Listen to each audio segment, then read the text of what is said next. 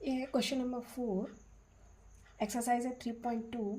Chapter है rationalisation, class 9th, और book है आर डी शर्मा।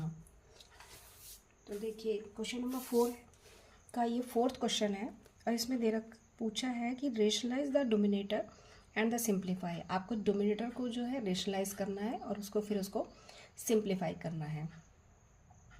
तो जैसा हम पहले डोमिनेटर को रेशनलाइज करते आए हैं, मेथड्स वही है, लेकिन ये थोड़ा सा एक अलग हटके क्वेश्चन है। तो देखिए इसको हम कैसे करते हैं। देखिए क्वेश्चन हमें दे रखा है 4√3 + 5√2 और डोमिनेटर में दे रखा है √48 + √18। ठीक है, अब देखिए अब इसको क्या है, रेशनलाइज करना है डोमिनेटर को रेशनलाइज करने के लिए हम अभी तक जो मेथड यूज़ कर रहे थे उसमें था कि अपने को सिर्फ डोमिनेटर का साइन चेंज करना है और उसी टर्म से इस टर्म को मल्टीप्लाई करना है और इसी को डिवाइड करना है, ये कर रहे थे हम। लेकिन अब हम इस क्वेश्चन में यदि देखते हैं कि इसमें जो अंडर रूट है, रूट के जो टर्म्स है इसमें वो एक कंपोजिट नंबर दे रखा है हमें, और 18 भी कंपोजिट नंबर दे रखा है। तो हमें पहले इनका प्राइम फैक्टराइजेशन करना पड़ेगा और इसको प्राइम नंबर्स में चेंज करना पड़ेगा। तो देखिए आइए इसको कैसे करते हैं। सबसे पहले देखिए 48 का सबसे पहले 48 का हम प्राइम फैक्टराइजेशन करेंगे। देखिए 48 का प्राइम फैक्टराइजेशन पहले हम इसको 2 से करेंगे। तो 2 2 ज़ा 4, 2 4 ज़ा 8।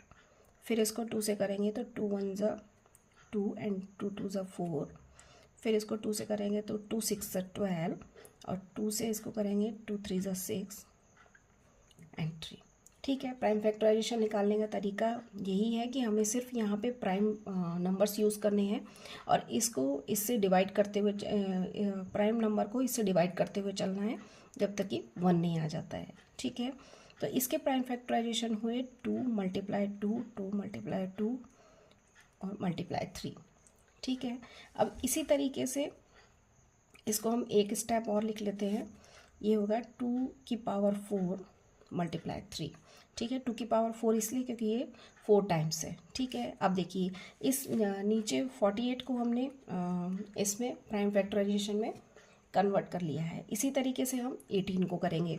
देखिए 18 का जब मैं प्राइम फैक्टराइजेशन निकालूंगी तो इसको सबसे पहले 2 से हम डिवाइड करेंगे तो 2 8 9 ज़ा 18। फिर इसको 3 से करेंगे तो 3 6 ज़ा 9 और 3 को करेंगे 1। ठीक है, तो ये वापस 1 आ गया। तो ये 18 के प्राइम फैक्टराइजेशन हो गए। तो ये हुआ अपना 2 × 3 × 3। इसको एक स्टेप और लिख देती हूँ, 2 × 3⁴²। ठीक है, अब देखिए 18 के हमने प्राइम फैक्टराइजेशन कर लिया, ये 18 का ये कर लिया, 48 का ये कर लिया। अब हम इसको डोमिनेटर को जो है देखिए इस तरीके से लिखेंगे। देखिए डोमिनेटर, अब हमें इसको 48 को ये लिखना है अपने को, तो 2⁴ × 3। ठीक है, हमने 48 को चेंज कर लिया इसमें, इसका प्राइम फैक्टराइजेशन करके। इसी तरीके से 18 का हमने प्राइम फैक्टराइजेशन करा तो हमारा ये आया था ये, तो ये आया था 2 × 3/3⁴²।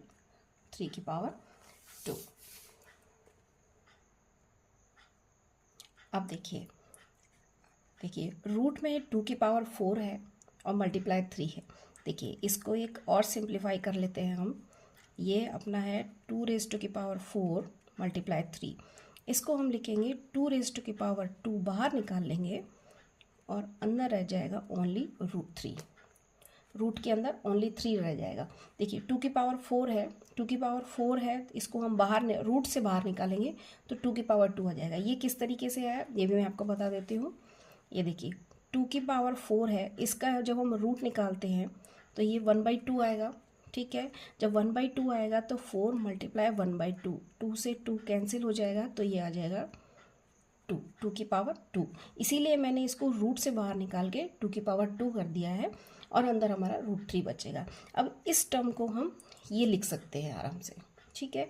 इसी तरीके से हम इसको लिखेंगे, 3 की पावर 2 है तो ओनली 3 बाहर आ जाएगा और रूट में ओनली 2 बचेगा, ठीक है। ये देखिए मैं लिख देती हूँ इसको, ऊपर न्यूमरेटर की टर्म एज इट इज़ रहेगी और जो डिनोमिनेटर है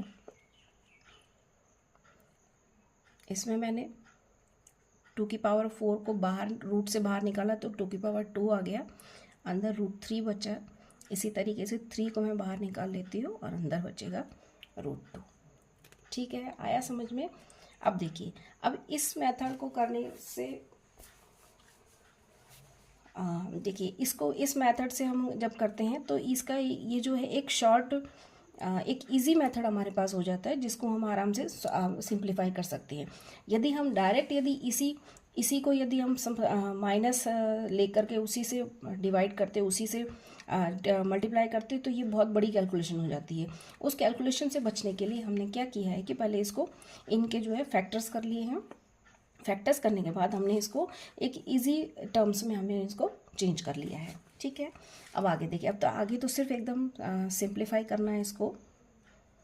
4√3 5√2 ये आएगा 4√3 3√2, ठीक है। अब देखिए, अब आपने को जो अब हम अभी तक करते आए हैं क्वेश्चन में, पिछले क्वेश्चंस में, उसी तरीके से हम इसको सिंप्लीफाई करेंगे। नीचे वाली टर्म्स का सिर्फ साइन चेंज करना है और उसी से हमें इस टर्म को मल्टीप्लाई करना है और उसी से हमें डिवाइड करना है, ठीक है। अब देखिए इसको और इसको मल्टीप्लाई करते हैं। देखिए इसको फर्स्ट पहले इसको इससे मल्टीप्लाई करेंगे तो ये आएगा 16 × 3। देखिए ये कैसे आया, 4 को 4 से करेंगे तो 4 4 जब 16 होता है और √3 को √3 से मल्टीप्लाई करेंगे तो 3 आएगा, ठीक है। फर्स्ट टर्म तो ये हो गई हमारी, फर्स्ट डिजिट हमारा ये आ गया। अब देखिए, अब इसी को मैं इससे मल्टीप्लाई करूँगी, विद साइन मल्टीप्लाई करूँगी तो पहले तो आएगा -4 को 3 से करेंगे तो 12 आएगा और रूट की टर्म को जब हम मल्टीप्लाई करते हैं तो रूट कॉमन आ जाता है और अंदर की जो टर्म्स होती हैं वो मल्टीप्लाई हो जाती हैं तो 3 2 6 आ जाता है, ठीक है। अब ये वाली टर्म हमारी कंप्लीट हो गई। अब हम इसको इस डिजिट को इन दोनों से मल्टीप्लाई करेंगे, ठीक है। तो ये आएगा +4 2 20 और रूट्स की टर्म जब मल्टीप्लाई होंगे तो आ जाएगा √6। अब देखिए इसी तरीके से इसको मैं इससे करूँगी तो पहले साइन मल्टीप्लाई करेंगे तो माइनस आएगा क्योंकि प्लस और माइनस माइनस होता है। प्लस और माइनस को जब मल्टीप्लाई करते हैं तो माइनस आता है। 5 3 होता है 15 और √2 को √2 से मल्टीप्लाई करेंगे तो 2 आएगा, ठीक है। अब देखिए ये तो हमारा डिनोमिनेटर का हो गया। डिनोमिनेटर को जब हम मल्टीप्लाई करेंगे तो ये देखिए ये इस तरीके की टर्म में हमें दे रखी है a + b a - b। तो इसको करते हैं हम तो ये हमारा आता है a² - b²। ये आइडेंटिटी आपको याद रखनी है। अब देखिए a की जगह हमें दे रखा है 4√3, b की जगह हमें दे रखा है 3√2।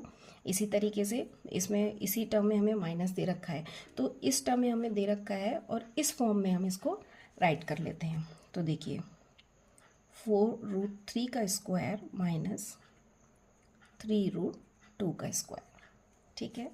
अब देखिए आगे इसको सिंप्लीफाई करते हैं। देखिए 16 3 होता है 48 और इसमें से यदि हम 6 कॉमन -6 कॉमन ले √6 कॉमन ले लेती हूँ तो ये आएगा 12 - 20। माइनस बाहर आया इसीलिए इसका साइन चेंज हो जाएगा। 5 2 होता है 13 15 2 होता है 13। अब देखिए इसको कैसे सिंप्लीफाई करना है। देखिए 4 की स्क्वायर करेंगे तो आएगा 16 और √3 का जब हम स्क्वायर करेंगे तो ये आएगा 3, ठीक है। नहीं समझ में आया मैं आपको बता देती हूँ इधर। ये देखिए ये 4√3 का स्क्वायर है, इसका मतलब होता है कि 4 का भी स्क्वायर करना है हमें और √3 का भी स्क्वायर करना है हमें, ठीक है। √3 का भी स्क्वायर करना है तो ठीक है। 4 तो 4 की पावर 2 होता है 16, और रूट 3 का जो स्क्वायर होता है वो होता है ओनली 3। ठीक है,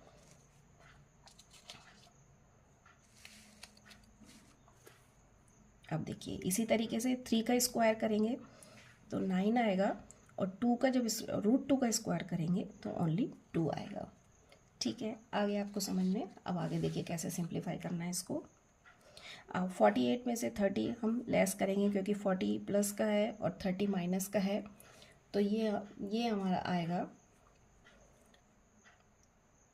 18। ठीक है, ये इसमें से 12 माइनस 20 को जब हम सिंप्लीफाई करेंगे तो ये हमारे पास आएगा -8, और माइनस माइनस प्लस होके ये आएगा हमारे पास 8√6। ठीक है, आगे समझ में। देखिए 12 में से 12 माइनस 20 होता है -8, ये हमारा आएगा -8, और जब हम इस ब्रैकेट को खोलेंगे तो माइनस माइनस प्लस हो जाएगा, और 8/8√6 के मल्टीप्लाई में आ जाएगा। ठीक है, अब आगे देखिए, 16 3 होता है 48, 9 2 होता है 18। ठीक है, अब देखिए ये आएगा 18 + 8√6, ये हमारा आएगा 30। ठीक है, अब इसमें से मैं 2 से इसमें से 2 बाहर निकाल लेती हूँ, तो ये हो जाएगा अपॉन 30। ठीक है, 2 से 13 करेगा तो 15 आ जाएगा, तो 9 + 4√6 अपॉन 15। ठीक है, ये इसका आंसर आ रहा है। यस, ठीक है, ये इसका आंसर हो गया।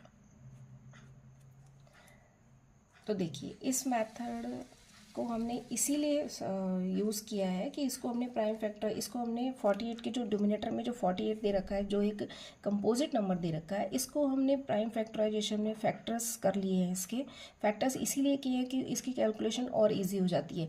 यदि मैं इसी को माइनस करके मल्टीप्लाई और डिवाइड करती हूँ तो कैलकुलेशन बहुत बड़ी हो जाती है और बाद में जाके प्रॉब्लम हो जाती है। इसीलिए हमने ये वाला मेथड अप्लाई किया है, जिससे क्या है ना कि ये रूट्स की जो टर्म्स है जो सिंप्लीफाई होके बहुत छोटी डिजिट्स में रह गई है। ये बड़ी डिजिट्स थी, ये छोटी डिजिट्स में रह गई है, जिससे इसको सिंप्लीफाई करना और आसान हो गया है। ठीक है, आया आपको समझ में? Thank you.